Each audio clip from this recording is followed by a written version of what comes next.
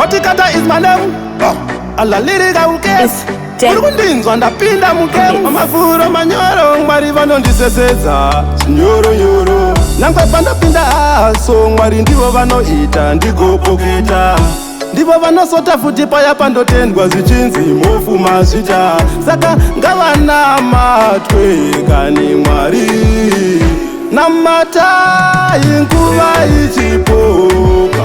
Kwete kuzochema tichiti nguva yapera. Namata inguva ichipoka. Kwete kuzochema tichiti nguva yapera. Saka again. Mwari wangu ndati ini tungamire, fanzi angu ndati ini msanishire.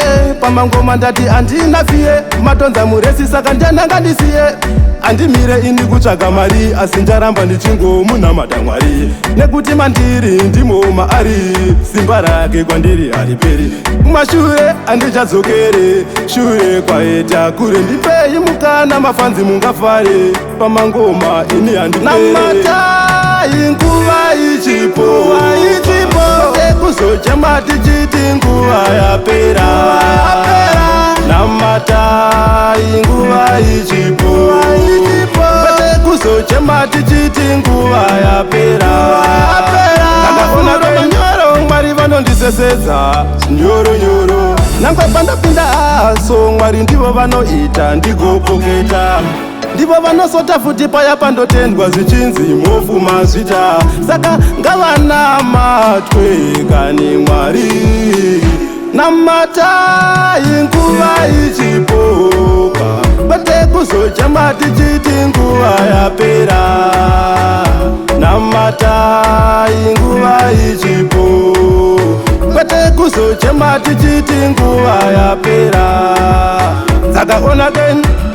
Mwari wangu ndati ini tungamire, fanzi angu ndati ini msanishire. Pamangoma ndati andina fie, matonza muresi saka njana ngandisiye. Andimire ini kutsvaga mari, asi njaramba ndichingo munamata Mwari. Nekuti mandiri ndimo maari, simba rake kwandiri hariperi.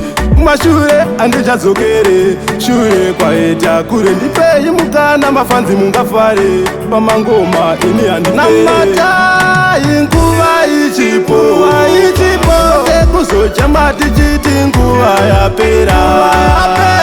Namata inguva ichipo, kwete kuzochema tichiti nguva yapera. Ndakaona again.